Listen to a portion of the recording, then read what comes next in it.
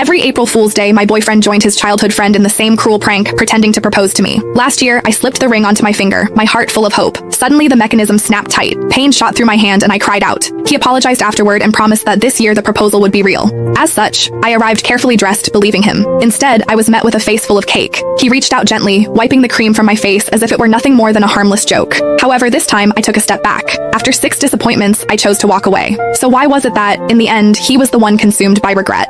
Every year on April Fool's Day, my boyfriend would team up with his childhood best friend to pull the same prank on me. He would pretend to propose. Last year, the two of them laughed like it was the funniest thing in the world, even though my fingers were almost crushed in the process. Later, he apologized and swore that this year would be different. This year, the proposal would be real. As such, when he called me again, sounding urgent and telling me to come to the place where we had our very first date, I believed him. I curled my hair, got my nails done, and spent extra time perfecting my makeup. I picked out a brand new outfit and even drafted the announcement post I was going to share once everything became official. However, the second I stepped through the door, smiling and full of excitement, a thick slab of cake cream slammed straight into my face. Laughter burst out from among the crowd and a girl's voice rang out, bright and smug. I told you Whitney can't take a joke, someone else said. You insisted on calling her. Now look at what's happened. Sylvia huffed and sat on the couch. The mood shifted instantly. The way everyone looked at me turned cold. She was the only girl in their group, the one everyone spoiled. As long as she was unhappy, everyone would rush to comfort her, Nolan included. The first time I met her, she organized a game of truth or dare. When other people got dared, it was just something a little embarrassing. However, when it was my turn, they asked me to do something way out of line in front of everyone. All I said was that it was too much and I did not like it. Sylvia's eyes immediately turned red and she ran out of the room. Everyone ran after her,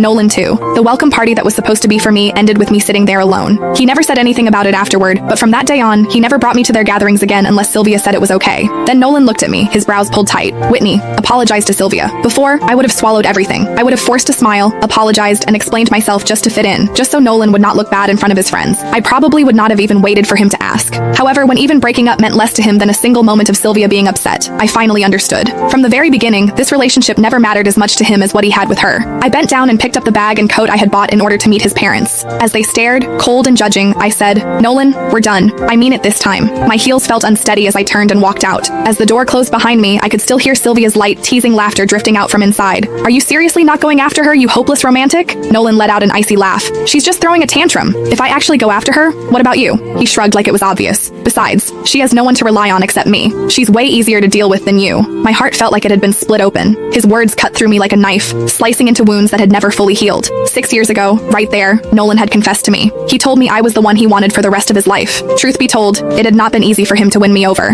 When I was 15, my parents both remarried and started new families of their own. I became the extra piece no one wanted to talk about. I resisted relationships, and I resisted the idea of building a family. I turned him down 5 times. The last time, I was living alone when a stranger started following me. I did not even